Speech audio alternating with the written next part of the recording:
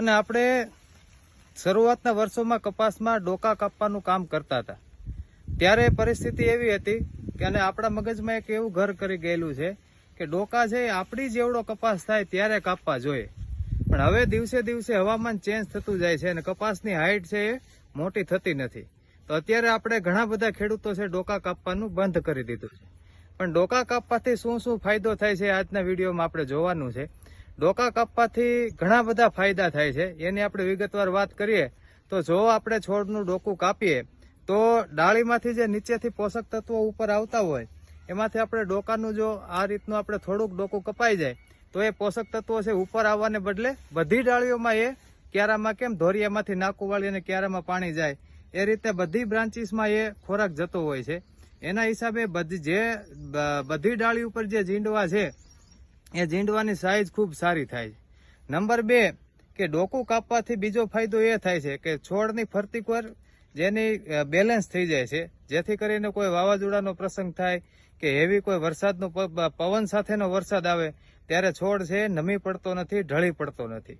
ત્રીજું ડોકું કાપવાનો ફાયદો એ થાય છે કે આપણે સૌ જાણીએ છીએ કે કોઈ પણ જીવાત છે, ચૂસિયા છે એ ડોકા ઉપર વધારે લાગતા હોય, તો જો જ્યારે એકવાર ડોકું કપાઈ જાય તો એનો એટેક પણ ઘટી જતો હોય છે. તો હવે ડોકા કાપવા ક્યારે?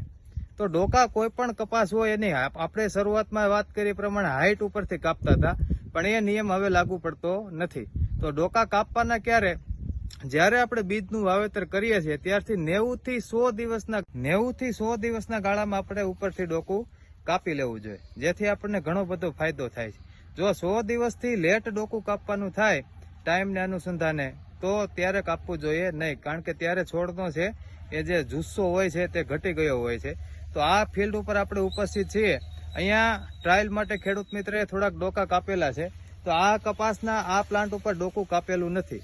તો આપણે જોઈ શકીએ છીએ કે આમાં ફ્લાવરિંગ છે એ ઘણું બધું ઓછું આવેલું છે, જ્યારે અહીંયા આ પ્લાન્ટ ઉપરથી આપણે જોઈએ છીએ કે ડોકું કાપી લીધેલું છે. તો એ પ્લાન્ટમાં આપણે જોઈ શકીએ છીએ કે કેટલું ફ્લાવરિંગ લાગ્યું છે, નીચેથી ઉપર સુધી ફ્લાવરિંગ ઘણું બધું લાગી ગયું છે, આપણે જોઈ શકીએ છીએ. તો આપણી આ નજર સામે જ આપણને અખતરો છે કે આ છોડમાં ડોકું કપાયેલું હોવાથી ઘણું બધું ફ્લાવરિંગ આપણને જોવા મળે છે, જ્યારે બાજુનો પ્લાન્ટ છે, બાજુનો છોડ છે એમાં ડોકું કપાયેલું નથી, તો એમાં આપણને ફ્લાવરિંગ જોવા મળતું નથી. તો સર્વે ખેડૂત મિત્રો 90 દિવસે ફરજિયાત કપાસની હાઈટ નાની હોય કે મોટી હોય 90 દિવસે ડોકું કાપી લેવું જોઈએ. ખૂબ ખૂબ આભાર, ધન્યવાદ.